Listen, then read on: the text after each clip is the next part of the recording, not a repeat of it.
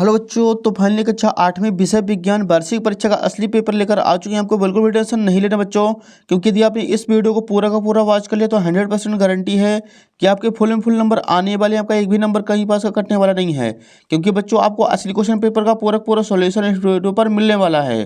तो चलिए बिना टाइम वेस्ट के हम आपको दिखाने वाले क्वेश्चन नंबर फर्स्ट से। सो यहाँ पे दिया गया है बहुविकल्पी प्रश्न क्रमांक 1 से 5 तक। सो फर्स्ट ऑफ ऑल निर्देश दिए गए हैं, सही विकल्प चुनकर उत्तर लिखिए। प्रत्येक प्रश्न के लिए 1 अंक निर्धारित है। प्रश्न 1 है, ईस्ट का उपयोग निम्न के उत्पादन में होता है। इसका आंसर करना बच्चों ऑप्शन नंबर बी एल्कोहल। प्रश्न 2 है, निम्न पदार्थों में से सबसे पहले कौन जलेगा? तो इसका आंसर हो जाएगा ऑप्शन नंबर ए पेट्रोल। प्रश्न 3 है, मैग्नीशियम का रिबन फीता वायु में जलने पर उत्पन्न करता है। तो इसका आंसर हो जाएगा बच्चों option number C magnesium oxide, ऊष्मा और प्रकाश। प्रश्न 4 है, पौधों और जंतुओं की वह स्पीशीज जो किसी विशेष क्षेत्र में विशिष्ट रूप से पाई जाती है वह है। इसका आंसर करना है ऑप्शन नंबर ए विशेष क्षेत्रीय स्पीशीज। प्रश्न 5 है, लैंगिक प्रजनन में भाग लेते हैं। तो इसका आंसर हो जाएगा बच्चों ऑप्शन नंबर बी एक नर व एक मादा जंतु। नेक्स्ट देखिए, रिक्त स्थानों की पूर्ति कीजिए। प्रश्न क्रमांक 6 से 10 तक दिए गए हैं। फर्स्ट ऑफ ऑल निर्देश दिया गया है, नीचे दिए गए रिक्त स्थान की पूर्ति कीजिए। प्रत्येक प्रश्न के लिए 1 अंक निर्धारित है। प्रश्न 6वां है, कास्ट कोयला वायु में जलकर कार्बन डाइऑक्साइड और ऊष्मा उत्पन्न करता है। प्रश्न 7 है, जिन पदार्थों का ज्वलन ताप बहुत कम होता है और जो ज्वलक सरलतापूर्वक आग पकड़ लेते हैं ज्वलनशील पदार्थ कहलाते हैं। इसका आंसर हो जाएगा बच्चों बहुत कम। प्रश्न 8 है, कागज बचाने का अर्थ है पौधों को बचाना। प्रश्न 9 है, वह निषेचन जो मादा के शरीर के अंदर होता है आंतरिक निषेचन कहलाता है। प्रश्न 10वां है, लड़कियों में मासिक धर्मचक्र की शुरुआत मोनेर्ची कहलाती है। तो 10वें का आंसर हो जाएगा मोनेर्ची। तो बच्चों यहाँ पे 6 से 10 तक क्वेश्चन कंप्लीट हो चुके हैं। आपको इसका फटाफट स्क्रीनशॉट ले लेना है और अच्छे तरीके से आपको इनके आंसर याद कर लेना है। नेक्स्ट देखिए, यहाँ पे अतिरिक्त उत्तरीय प्रश्न दिए गए हैं 11 से 16 तक। निर्देश दिए गए हैं, नीचे दिए गए प्रश्नों के उत्तर एक शब्द वाक्य में लिखिए। प्रत्येक प्रश्न के लिए 2 अंक निर्धारित हैं। प्रश्न 11 है, शिशु एवं बच्चों को टीका क्यों लगाया जाता है? इसका आंसर आप लोग देख सकते हैं यहाँ पे है बच्चों हमारे सामने। उत्तर क्रमांक 11 आपको लिखना है। बच्चों के शरीर में रोग प्रतिरक्षण हेतु टीके लगाए जाते हैं, जिससे बच्चों के शरीर की रोग लड़ने की शक्ति बढ़ जाती है।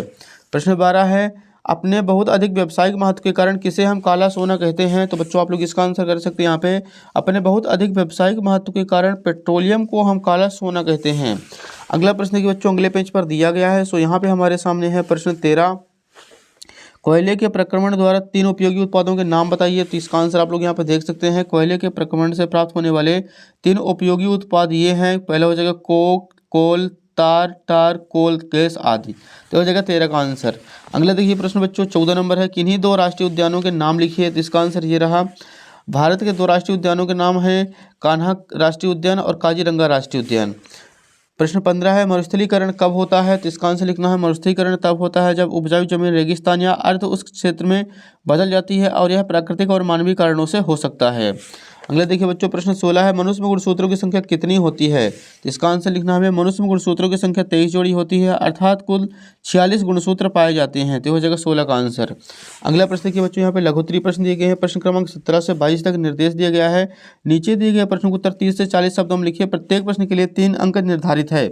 प्रश्न 17 है हमारे सामने, एक किसान अपनी भरपूर व अच्छी फसल काटने के बाद उसे भंडारण से पूर्व सुखाना भूल गया, उसे किन किन समस्याओं का सामना करना पड़ सकता है? प्रश्न 18 है, रसोई गैस को जलाने पर कोई आवाज़ नहीं होती, लेकिन पटाखों को जलाने पर तेज आवाज़ आती है, क्यों? स्पष्ट कीजिए। प्रश्न 19 है, एक प्रयोग में 405 किलोग्राम ईंधन का पूर्णतः दहन किया गया, जिसे 1,80,000 किलो जूल ऊष्मा उत्पन्न हुई। ईंधन का ऊष्मीय मान ज्ञात कीजिए। प्रश्न 20 है, मुर्गी और मेढक दोनों ही अंडे देते हैं, लेकिन दोनों में ही निषेचन की क्रिया अलग अलग प्रकार से होती है, क्यों? प्रश्न 21 है, निम्न में जरायुज जंतु और अंड प्रजनन को विभाजित कीजिए। मानव, मुर्गी, सांप, बिल्ली, कुत्ता, चिड़िया, हाथी, घोड़ा, कौवा, बतख, शुतुरमुर्ग आदि। प्रश्न 22 है, वायुमंडलीय दाब किसे कहते हैं? समझाइए। नेक्स्ट देखिए बच्चों, यहाँ पे दीर्घोत्तरीय प्रश्न दिए गए हैं। प्रश्न क्रमांक 23 से 26 तक निर्देश दिए गए। सबसे पहले नीचे दिए गए प्रश्नों के उत्तर 70 से 80 शब्दों में लिखिए। प्रत्येक प्रश्न के लिए 5 अंक निर्धारित है। प्रश्न 23 है, गेहूं की फसल उगाने के इन प्रक्रमों का सही क्रम है? तो इसका आंसर हो जाएगा कटाई, गेहूं का भंडारण, सिंचाई, खरपतवार से सुरक्षा, खाद एवं उर्वरक देना, बुवाई, मिट्टी तैयार करना। प्रश्न 24 है, निम्नलिखित को हितैषी और हानिकारक सूक्ष्मजीवों में वर्गीकृत कीजिए। ईस्ट, मलेरिया, परजीवी, लैक्टोबाइलिसिस, रोटी की फफूंद, राइजोबियम। प्रश्न 25 है, संतति का लिंग निर्धारण किस प्रकार से होता है? समझाइए। प्रश्न 26 है, पहाड़ों पर वायुदाब कम क्यों होता है? कारण सहित लिखिए। तो यहाँ पे अपना क्वेश्चन पेपर पूरा कंप्लीट हो चुका है। वीडियो लाइक कीजिए, चैनल को सब्सक्राइब कीजिए और ज़्यादा से ज़्यादा बच्चों को भी शेयर कर दीजिए।